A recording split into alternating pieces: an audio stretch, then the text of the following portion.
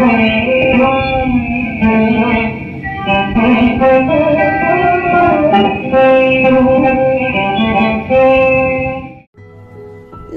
आप सभी का। आज प्रस्तुत करती हूँ निर्मला उपन्यास का 11वां भाग। मुंशी तोताराम संध्या समय कचहरी से घर पहुँचे तो निर्मला ने पूछा, उन्हें देखा, क्या हाल है? मुंशी जी ने देखा कि निर्मला के मुख पर नाम मात्र को भी शोक या चिंता का चिन्ह नहीं है। उनका बनाव श्रृंगार और दिनों से भी कुछ गाढ़ा हुआ है। मसलन वह गले का हार न पहनती थी, पर आज वह भी गले में शोभा दे रहा था। झूमर से भी उसे बहुत प्रेम था। वह आज भी महीन रेशमी साड़ी के नीचे काले काले केसों के ऊपर फानुस के दीपक की भांति चमक रहा था। मुंशी जी ने मुंह फेर कर कहा, बीमार है और क्या हाल बताऊं? तुम तो उन्हें यहाँ लाने गए थे। मुंशी जी ने झल्लाकर कहा, वह नहीं आता तो क्या मैं जबरदस्ती उठा लाता? कितना समझाया कि बेटा घर चलो, वहाँ तुम्हें कोई तकलीफ न होगी, लेकिन घर का नाम सुनकर उसे जैसे दुगना ज्वर हो जाता था। कहने लगा, मैं यहाँ मर जाऊंगा लेकिन घर न जाऊंगा। आखिर मजबूर होकर अस्पताल पहुँचा आया, और क्या करता। रुक्मणी भी आकर बरामदे में खड़ी हो गई थी। बोली, वह जन्म का हट्टी है, यहाँ किसी तरह न आएगा, और यह भी देख लेना वहाँ अच्छा भी न होगा। मुंशी जी ने कातर स्वर में कहा, तुम 2-4 दिन के लिए वहाँ चली जाओ तो बड़ा अच्छा हो बहन। तुम्हारे रहने से उसे तस्कील होती रहेगी। मेरी बहन, मेरी यह विनय मान लो, अकेले वह रो रो कर प्राण दे देगा। बस हाय अम्मा की रट लगाकर रोया करता है। मैं वहीं जा रहा हूँ, मेरे साथ ही चलो। उसकी दशा अच्छी नहीं बहन, वह सूरत ही नहीं रही।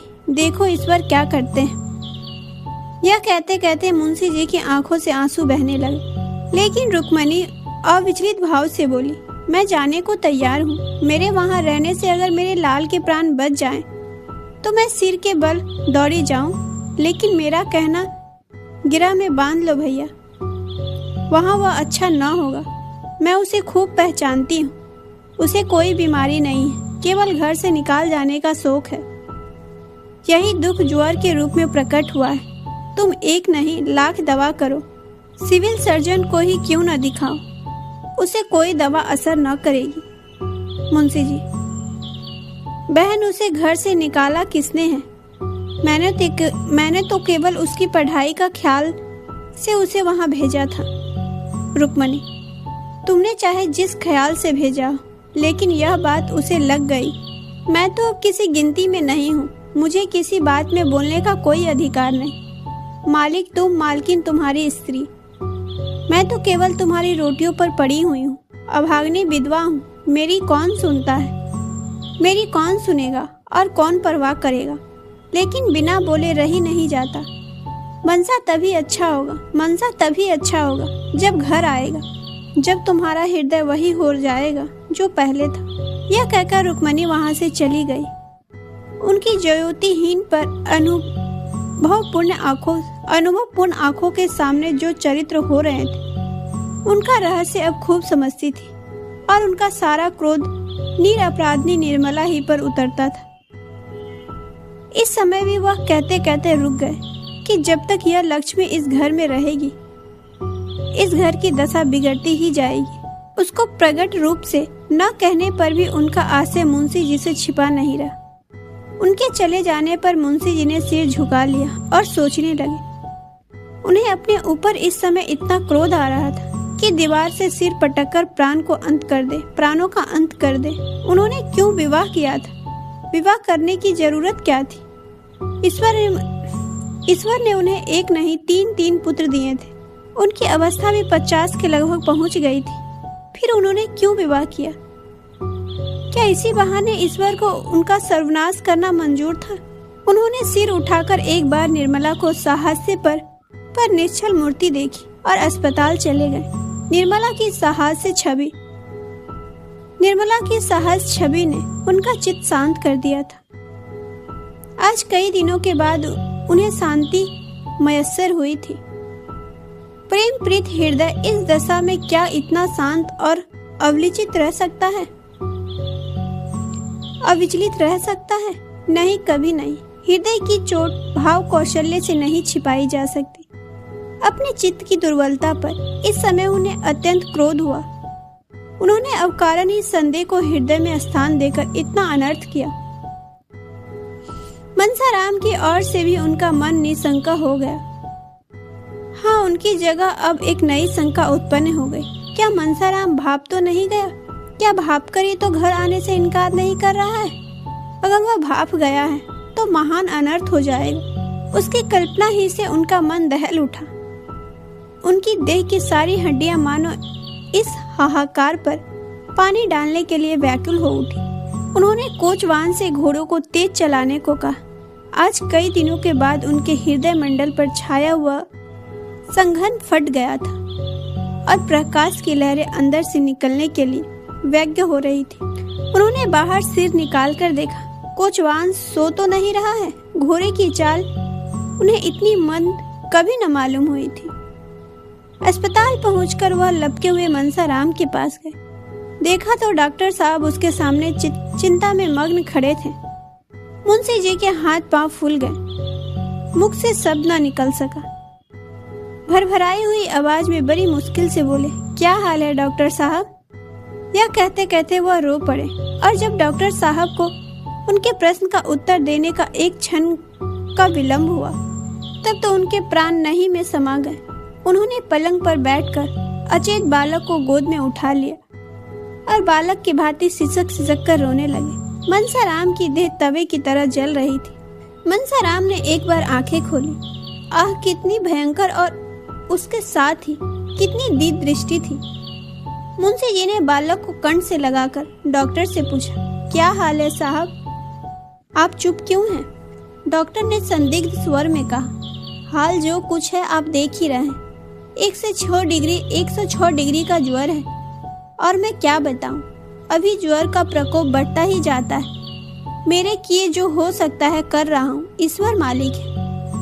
जब से आप गए हैं मैं 1 मिनट के लिए यहाँ से नहीं हिला, भोजन तक नहीं कर सका। हालत इतनी नाजुक है कि 1 मिनट में क्या हो जाए नहीं कहा जा सकता। यह महाज्वर है, बिल्कुल होश नहीं है। रह रहकर डिलीरियम का दौरा सा हो जाता है। क्या घर में इन्हें किसी ने कुछ कहा है? बार बार अम्मा जी तुम कहाँ हो यही आवाज मुंह से निकलती है।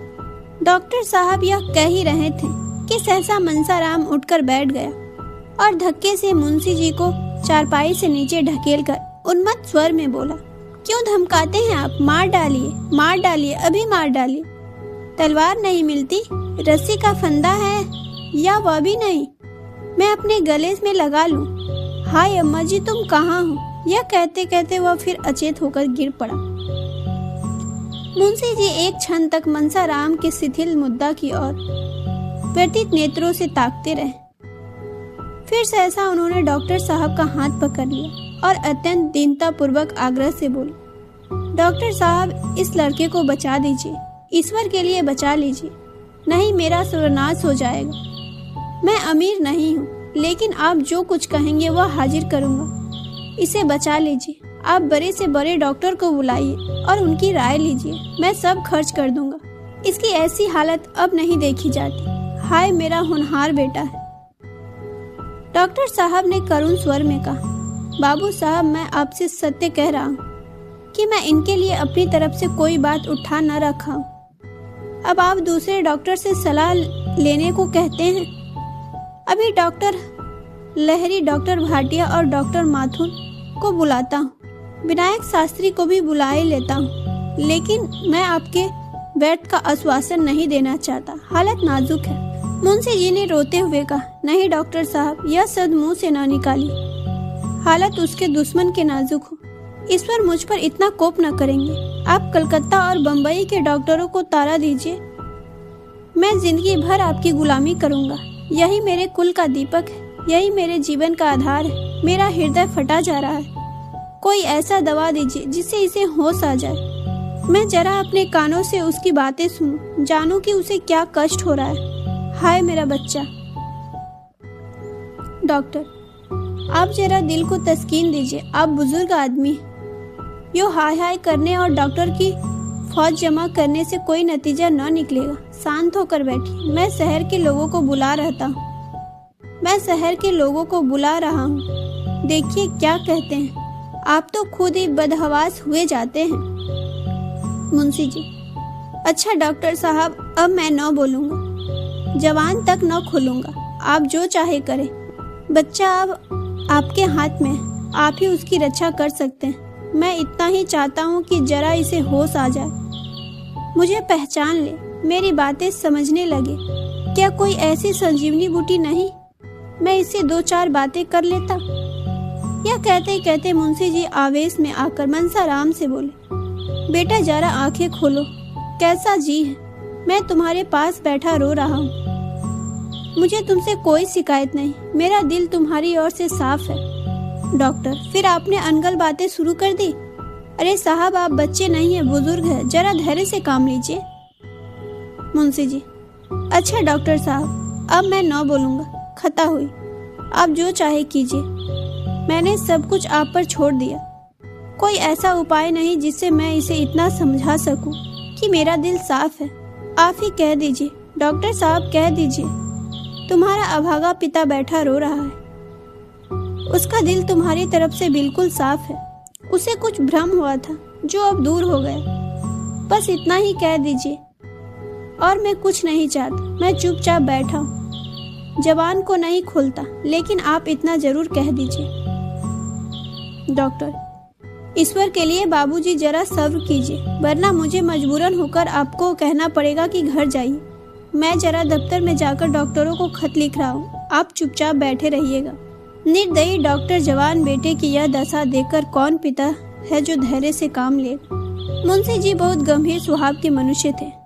यह भी जानते थे कि इस वक्त हाय हाय मचाने से कोई नतीजा नहीं, लेकिन फिर भी इस समय शांत बैठना उसके लिए असंभव था। अगर देवगीत से यह बीमारी होती तो वह शांत हो सकते थे, दूसरे को समझा सकते थे, खुद डॉक्टरों को बुला सकते थे, लेकिन क्या यह जानकर भी धैर्य रख सकते थे कि यह सब आग मेरी ही लगाई हुई है? कौन पिता इतना बर्ज हृदय का हो सकता है? उनका रोम रोम इस समय उन्हें धिक्कार रहा था। उन्होंने सोचा, मुझे यह दुर्भावना उत्पन्न ही क्यों हुई? मैंने क्यों बिना किसी प्रयत्न प्रमाण के ऐसी भीषण कल्पना कर डाली? अच्छा, मुझे उस दशा में क्या करना चाहिए था? जो कुछ उन्होंने किया उसके सिवा वह और क्या करते, इसका वह निर्णय न कर सके। वास्तव में विवाह का बंधन में पड़ना ही अपने पैरों में कुल्हाड़ी मारना था। हाँ, यही सारे उपद्रव का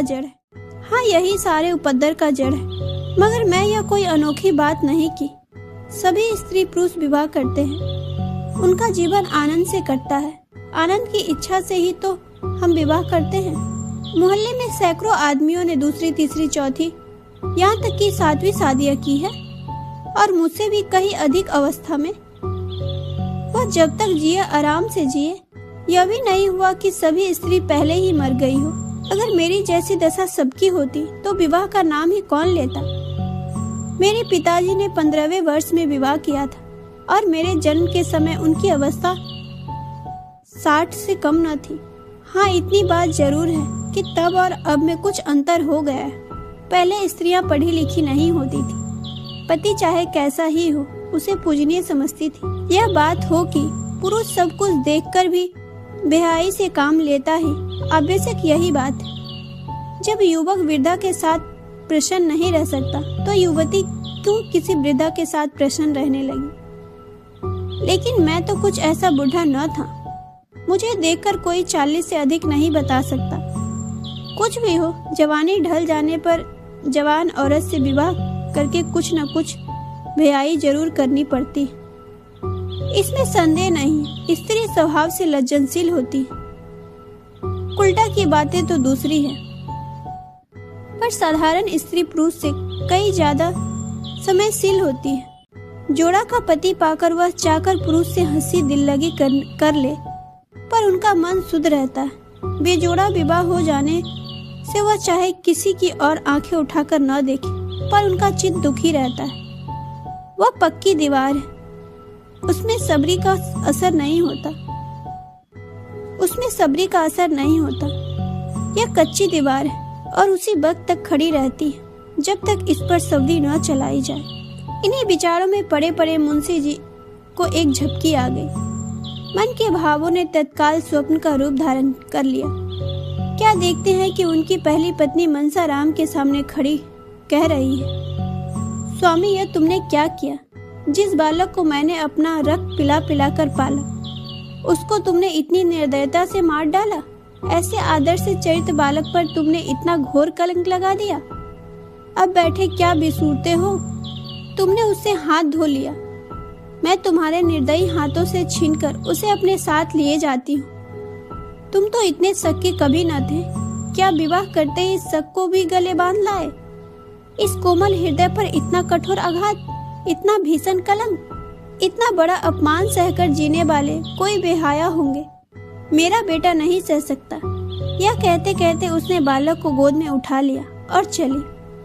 मुंशी जी ने रोते हुए उसकी गोद से मनसा राम को छीनने के लिए हाथ बढ़ाया तो आंखें खुल गई और डॉक्टर लहरी, डॉक्टर भाटिया आदि आधे दर्जन डॉक्टर उनको सामने खड़े दिखाई दिए।